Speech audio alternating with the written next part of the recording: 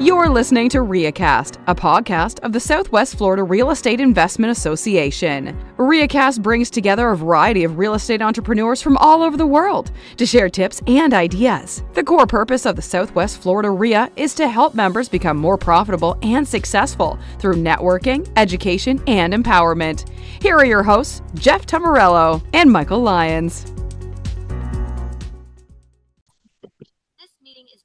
I am Jeff Tamarello, one of the directors of the Southwest Florida REIA, joined by the other director of the Southwest Florida REIA, Mike Lyons. Actually, we're joined on this call by one of the founders of the Southwest Florida REIA, the esteemed Peter Collar, and the rookie of the year, the guy we're all going to be working for, Kevin, at some point, Kevin Dawn. I hope Kevin will be a nice boss to us. I think he will.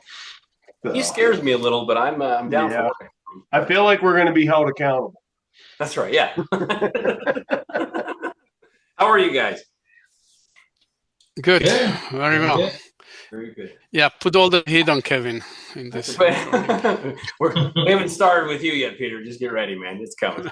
No, good. Well, appreciate you guys being on. Jeff, what are we going to discuss today, man? So we're doing a meeting. We're doing a panel, what buyers wish wholesalers knew, a no fluff guide to doing deals right. It is getting wild out there, the amount of wholesalers. I spend an hour a day comping deals right now, and the vast majority of them are pretty terrible. And, the virtual wholesaling is hilarious because I kind of feel like it's hard to add a lot of value if you can't walk a property. So, if you're going to virtually wholesale, in my opinion, have somebody local that can do walkthroughs, something, you know what I mean, to where, especially on land, what I've wholesaled a lot of land, and what you offer is you're doing a lot of the due diligence. But if you've never walked a lot, I had a wholesaler send me a lot the other day, and as soon as I get out of my truck, I looked at my feet, and there's a tortoise nest. Oh. It could have saved me the trip. This was way out in Lehigh. This was, I could have thrown a stone and hit the city of LaBelle in Lehigh. So I really didn't need to walk. I was going to buy this lot at the price he had, but the owner he had it under contract with obviously was aware he had a Gopher Tortoise farm on his lot, and that's why he was doing what he was doing price-wise. But it's a fun time right now, The idea of a wholesaler brings you a deal. They get compensated for bringing you a good deal. It's great for everybody involved, but it's getting harder and harder to do because the space is really crowded with unqualified people. Am I the only one seeing that? Or couldn't agree more. I think just generally speaking, and I know we're going to deep dive into this, but a lot of the people are the value, they don't see where the equity is at. They're not realistic on the equity. What they think it will retail for isn't reality if you're going to flip it. They're just not, it comes down to the numbers. They're just off. Jeff or Kevin and Peter, what are you seeing? Yeah, I mean, at my end, I think a couple of years back, I think I buy 75% of my deal from the wholesaler. I mean, the other 25 is between referrals, agents, pocket listing. But now, I think this year it gets down to 25%, and those deals are really with like just a few like a good wholesaler that I have a relationship with before. But the rest of it is just garbage. Yeah. So real quick, we didn't do everybody's origin story. Tell us how you got started, Kevin. So I got started this business by, my father brought me to the space. I mean, he had a bunch of money, but back to 2009, and he didn't know what to do with it. So he started buying up all the duplexes in Lehigh. So, I mean, those were good old days where you can buy a duplex like 2005 bill for like a 40-50 grand. I think he bought like 50 of them or something. So, I mean, I started like managing those rental unit for him in 2015. That's how I got to know like what the cash flow, like how much money you actually can get from those rental unit. So that's where I started, like 2017. Like saved up my money from the working for a couple of years and doing my first deal, and I mean we just go from there. He only bought 50, Kevin? That's it? Only 50, huh? Yeah, you only got 50, and that's it. Kind of an underachiever, but So yeah, that's how I got started. Family brought me into the business. Yeah. Okay. But Peter, you tell us. I know your origin story because I was Yeah, we're talking around. about But centuries ago.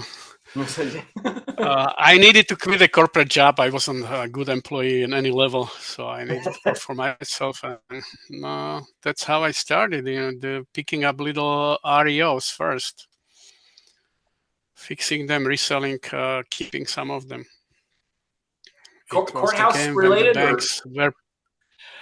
I was mostly after the courthouse for banks. At old days, banks were penalized when they had too much of the REO, non-performing assets on their books. So they were selling them for discount. And it was fairly easy most of the time to buy. Yep. And the market pretty much ended at some point, and I wanted to look at distressed properties. And what's very interesting is that the whole industry kind of evolved and matured. We used to be a novelty seekers. We were very unique when we approach a distress seller. Now everybody knows the industry. Everybody has a competing offers. Yeah. And that's what I think is the reason the prices are bad for us. For investors, yeah. Oh, that was Peter back in the day. Everything is based on the hopium. Hey, Peter, all we needed back in the day was the HUD list. Yeah, it was my homepage for a long time. On old dial-up computers, AOL dial-up, buying from the HUD list. Back in the day. Oh. Yeah, but it was a novelty when we started in pretty much in so many ways. Now it's a asset class for hedge funds. And compete with that can be tough because they can buy with the smaller margins. So yeah, it's true. Very true. I can tell you all the funds have quit contracting with builders. And I think they're because I'm seeing some certificates of title that transfer and then immediately transfer. And I think you're looking at the all the Wall Street type entities. They're going to go back to, especially if the distress rises. I haven't done the foreclosure report yet for this month and put it out. I've done the data. I think it's 102 if I remember right. So that's not enough to move the needle. In say 8 months, that'll be 50 REOs. 50 REOs ain't changing this market at all. 400, I think, at that point as kind of the number. But yeah, but I think it's funny because you have a lot of people that are waiting to see if the distress market takes off. And I think you're going to see if it takes off. Invitation Homes and all them are going to buy them all. We're not even going to see them. They're going to but basically buy the note while it's in foreclosure. They just get the certificate of title and life goes on. And I really think that's how this is going to happen. If I Who's Invitation Homes? Invitation, they were building 10 a month in the Cape. They're building all around. They're building all around the state. They canceled all their build contracts months ago. So, I mean, they're still taking delivery of what they have. But like if you go to Birstore Village, the vast majority of the rentals you see in there are Invitation Homes. So they're big corporate monstrosity. They've got all kinds of tranches. And that's what you're going to, and there's so many other ones, First Key, all those. And you're looking at, I honestly see, if I'm a banker, I'm selling to them before I know they're going to pay me more. And then you could probably even write some paper on it somehow or help them raise capital and make some money in that as well. Way to kill our dreams, Jeff, all of a sudden. No, everybody's on social media screaming for 08, and nobody wants 08 to happen more than us. I mean, I'm dying for some $40,000 never lived in properties, and I know what I should have done. We'll buy more than 50. Yeah, I can go like 52.5 all day. But you know what I mean? Nobody wants that more than us, but I really rarely do two cycles unfold the same way. So, if it did that way, it'd be too easy, and life's not easy. We're going to have a new challenge. If they lower the interest rate, they're going to start building even more because the access to builder credit They go like finishing. Yeah. And even though perhaps the absorption is going to be increasing, but we're going to be building more. Well, I was talking to a regional builder a couple hours ago, and they've got a big line of credit when they build a house, and basically it's $5,000 a month is what a house costs them to carry. So that's a lot. I'm like, how are you borrowing that poorly when you guys are borrowing hundreds of millions of dollars? I'm like, I don't get, but I don't understand their books either to understand who they're borrowing from and why. But yeah, it's the lowering interest rates will definitely help. That is for sure. So let's talk about something. What's the first thing? Say you get a text or an email from a wholesaler. What's the first thing you look at and decide? Price. Don't call me again. No, today I got a phone call and an email with pictures and no address. How do I start doing my valuation and do due diligence if you don't have the trust in your contract and you don't give me the address? So that's the first filter. It's out. Peter, I can share if they don't share the address, it ain't their deal. Yeah, that's right. Yeah, they have a V contract in their hands. Yep. But Kevin, you mentioned price. Yeah, to me, if I get something, it's all about price and address is the price. I know this market well. Lee County, I want to say 70% of the area. I can get guessing what the ARV could be within like 10 seconds if I know the address. Roughly, right? If the asking price it's very close to the ARV already, I don't want to waste my time, it has to be like at least like 60% before I even take a look at it. And I don't care about the condition like first. If you don't even have a spread, even if your asking price is like, hey, it's so close to the ARV, and then you tell me condition is perfect, I don't even want to look at it. So to me, it's always about the price and the address. See if it even makes sense for me to even look deeper. That makes sense. Kevin, did you start using AI to help you with valuation? No, I use my brain. It's just I look at the market. I was active like probably 2 or 3 times a day to see what's coming on the market. I think it's a very basic like a homework you gotta do as a flipper or investor, and you kind of need to know the market. So, and you kind of can tell that what the house is worth by just the address, Yeah. Obviously, we're not gonna go down to the penny, but we got a rough number, between 350, 375, or this and that, So. Well, you mentioned price and address. So once we get beyond those initial eye-catching, this is what this deal's about. If it catches your eye, the next few things I'm looking at is, bedrooms and bath, square footage, year built, pool or no pool. Those kind of factors kind of roll in. If initially those two, the price and the location is something you're interested in. If is that safe to say? What else do you guys look at data-wise once you get the initial price and area situated? Flood zone first thing. Yeah, flood zone. And it kind of, if you're a wholesaler and you're sending out deals, if you don't have the flood zone in there, that tells me you don't understand how important it is in Southwest Florida, and you didn't check it. Because, like I was talking about, I had a guy pitching me a property that was built in '76 that's in flood zone on the water.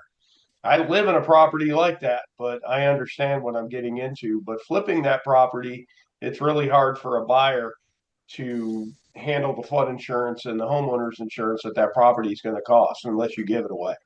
Sure. Flood zone, in my opinion, in Southwest Florida is probably the most important. Flood zone and year built are the first 2 things I look at.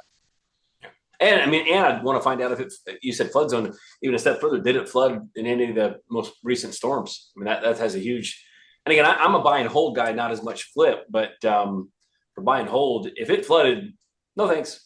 Again, just for me personally, the buy and hold side. I don't know how Peter and Kevin feel about that, but if it's flooded at one point, unless it is so drastically reduced, and even then, I think I would be cautious about approaching that. What do you guys thoughts?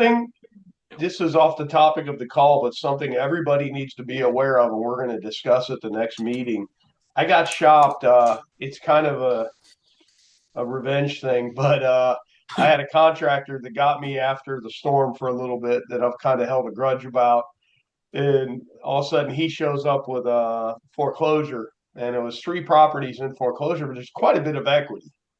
I reached out to the attorney of the foreclosing entity trying to buy the note because nothing would love more than to make 40% and have a little fun with the guy who screwed me over after the storm. The lien holder did not want to sell the note because they appeared to have it handled. So I then mailed letters based on the foreclosure, and he called me. And one of the 3 assets was a house across the river from my house in Fort Myers. And the city and the house was assessed, the structure, at $10, meaning you're not going to rebuild that. I was trying to figure out, I was joking, I was going to call Ian and the REIA and see if he could somehow get a permit pulled for $5 so I could remodel the house. So we weren't in the FEMA 50 issue. But there is a lot of properties in the current tax roll that one of the first things as a flipper or even a buy and hold investor you got to look at is what are they assessing the house at. In my opinion, this is a taking. This is the county and the city or whoever telling you you can't remodel your home anymore, which in my opinion, they're taking your house from you, but that's a whole legal thing. Yeah. But that's definitely something that needs, and I've seen wholesaler shopping those deals too to me. This property in question's already got a demo permit now pulled on it. He's going to demo the house and try and figure it out. So, and that is a definite due diligence item. But I laugh because I don't know a wholesaler I've met that understands FEMA 50 at all. Does anybody? Have you, Kevin? No, usually I have to be the one like teach them the whole thing, and let them understand this part. I mean, if they have a good deal in hand, I'm just gonna try. I mean, in the negotiation part, I'm gonna, hey, the FEMA 50, that's gonna be a problem. You probably have to retrade it. I mean, I did like make out some deal that way. I mean, after they know this, and then they got retraded for a better price, and I'm ended up, getting a much better price, and it leads up to a very big paycheck at the end. But most of the wholesalers, they don't understand this part. Yeah. Makes sense. Let me see. Well, yeah, we had a few years back. We were able to buy properties at serious discounts and make money with the rehabs. And for some reason, these deals are disappearing. Kevin had the breakdown, 25% from prior 75 taken from wholesalers. So I think the space is much more crowded with amateurs. The only benefit I've had with some amateurs in the business, I bought a unit a couple months ago for a buy and hold situation, and they were out of the area, kind of virtual wholesaler. And if they would have got what they were attempting to wholesale it for, they probably would have done fine. But I got it for about $25,000 less than what they were trying to wholesale it for, and told them, hey, I'll close ASAP. But I think they're very. I can tell. I thought they were newbies, but I said, look, this makes sense to me. On you want to sell to somebody else, you can. But negotiating with wholesalers who just want to make a buck and maybe they're new at it has been beneficial a couple of times even and recently. This proves the point pretty much when you see the offering from the wholesaler. That's really an invitation to bid on it. Yeah. Because they're overpriced, so you have to spend little time about putting the values together, discounting the repairs, and you're holding over an overhead and then submitting an offer. Yep. I mean, most of them are unhappy. Yeah, and I've renegotiated with several wholesalers as of late, and it works pretty good. I mean, they don't like it, but if they can come down the price, you can make a deal out of it. So there's a benefit there, I guess. But and they may come back in a few weeks later. Yeah, exactly. They may tell you were right. And just like a seller, I mean, the same thing goes with sellers. Or excuse me, someone realistically, you offer a deal. I can pay this much for it when that's reality. The market's going to bear with the work needed to it. I've had them where they come back 6 months later and say, "Okay, are you still at that price?" I'm like, "Nope, now I'm 10,000 less than I was before." But I mean, they do come back after the fact. I've definitely seen that happen several times. So you never know. You never know. Yeah, I honestly, and like I'm on so many lists, and there's one guy I'm impressed with the scale of his operation. He's sending me properties from everywhere. They're all overpriced, but then the next day they're $10,000 cheaper. And I've, at some point it's like just, if you send it to me at a good price, I'm going to buy. But if I got to read through 35 emails to get it to the right price, then come on, dude. Or even I call it in the strike zone. If I got to buy it at 175 and they're trying to sell to me at 275, I'm not even sure I'm going to make an offer at that point. It's just a waste of time. Oh yeah. And then every once in a while you're going to find one of those guys will bring you a great deal. I mean, I made $100,000 on a saltwater lot off a phone call. So I made the mistake too.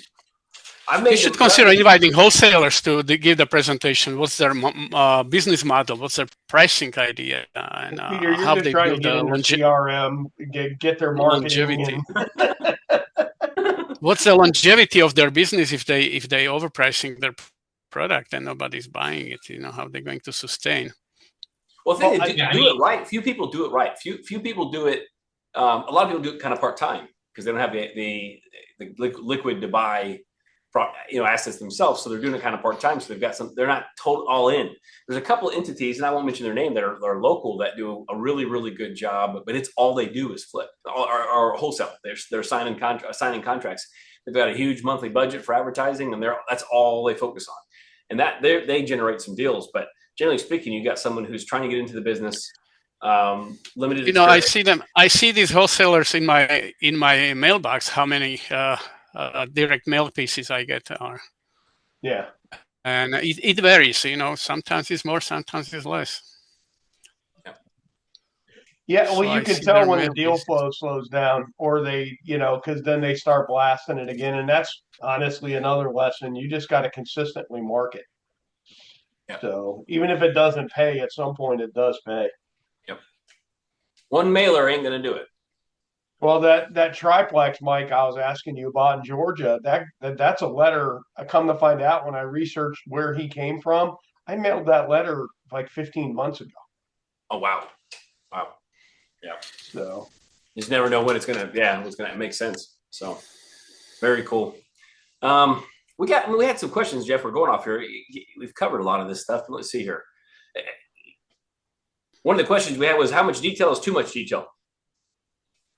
I don't think I get that very often though from wholesalers. Like you don't trust them. You have to run your own values, your own due diligence. If you don't rely on yourself, you're relying on somebody else, and you get screwed. I'm glad you mentioned that, because not that I don't trust these guys per se as much as the data. I want to do my own due diligence based upon what I'm seeing. Not I wouldn't trust anybody when it comes to that. Ultimately, if I send an appraiser to do the full-blown appraisal, I still would doubt it. You need to, as a pragmatic investor, you have to be paranoid about the values. Peter would have 3 appraisals in the same house, all coming in at the same amount. He's like, I'm not sure about this yet. I think pretty much so. Yeah. That's great. Oh, there could be a book of just, I call it Peterisms. You're putting your own money behind your own findings. So why would you assign this function to somebody else to put the value on the piece of property? No, well, they're not going to be there. I run AVMs on every property just to disprove them. And they're getting better. AVMs are getting much better. But the estimate was awful when they started. It was 25% over the market. The Zestimate on land is not that far off. Right. Oh, is it pretty accurate? They get better on property. Yeah, on an improved property, they don't know what they don't know, so it doesn't help at all. Gotcha. So what's the biggest thing I have? Like I had a wholesaler that we were close on the deal, but he wanted me to write him a check before the closing, and I'm like, this is just not how this is going to work, dude. So I know there's a title issue now. Yeah. That he didn't want to wait till the closing to get it. But I know another thing is that I'm seeing a lot of wholesalers using title companies that are not good title companies. That's super. And then it causes issues when you want to resell it or flip it. But no, I think you don't always have the luxury of picking the title company, but when you can, that's huge.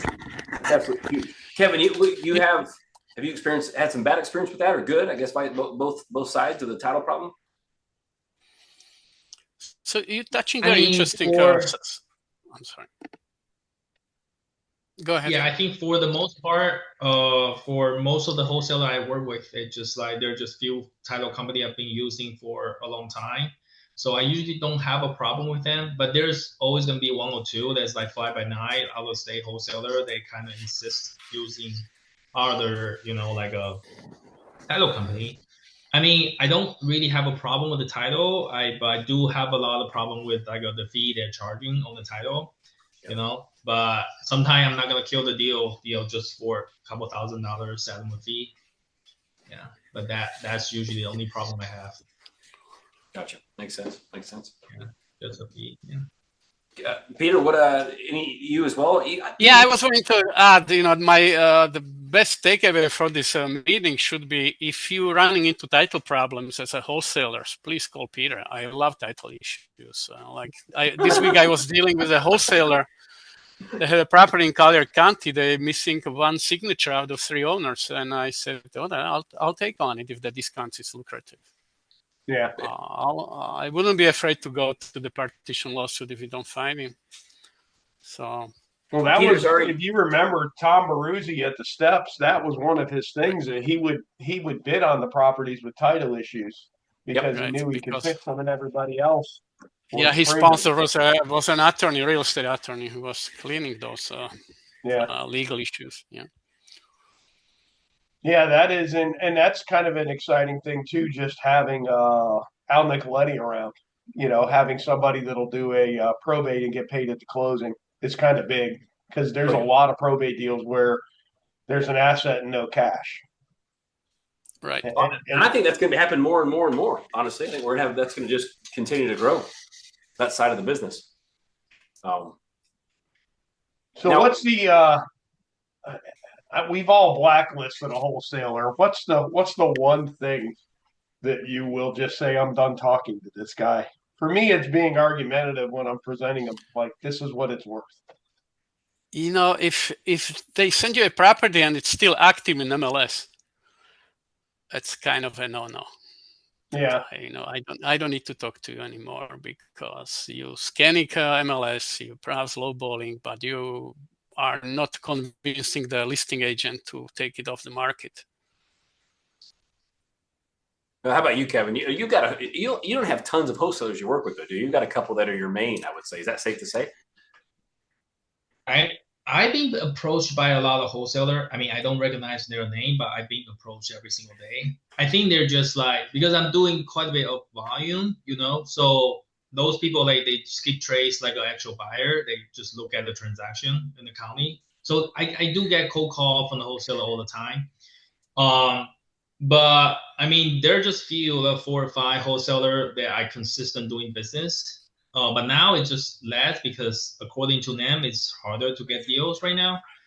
But for me, like one of the biggest like no for me is like, if a wholesaler promised me, hey Kevin, this is yours, right? Okay, I was gonna send over the contract, and he doesn't. Like maybe 30 minutes later, he just tell me bullshit like, hey, my partner say no, whatever. I'm just like, okay, just take me out of your list. I don't want to talk to you. That's it.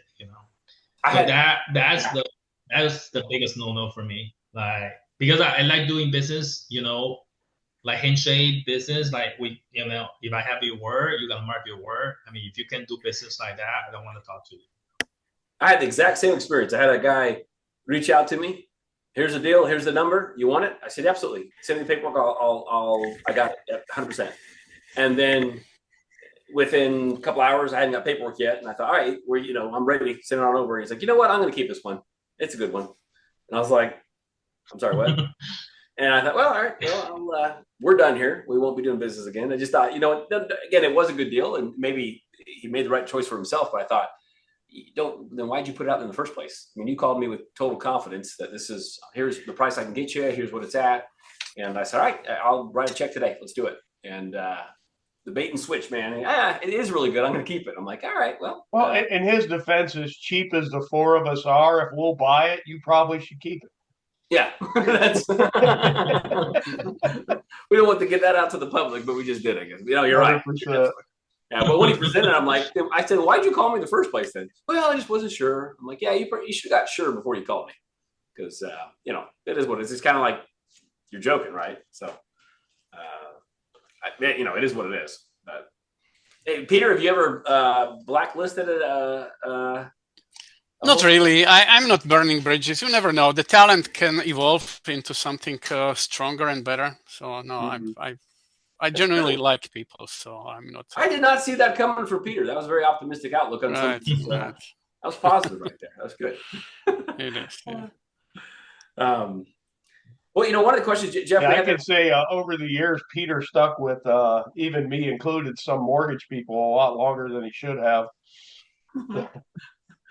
Never give up, man. Never give up. My favorite Peter Collar story was he was doing business with my partner in the mortgage company, and he wasn't working very hard at the time. And I walk in the office, and here's the desk.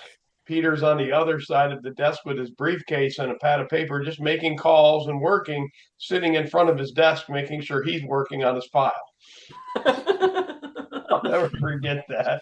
I never learned how to motivate people. Is very hard. Even if they're close to you, especially if they're close to you.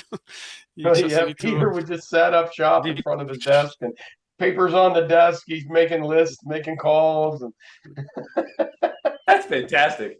Yeah, I'm a little follow-up here. I'll make sure you're working. I'll sit at your desk. That's good. That's good. I like that. Well, guys, we're very much looking forward to the panel. I guess I'll be on that panel with you.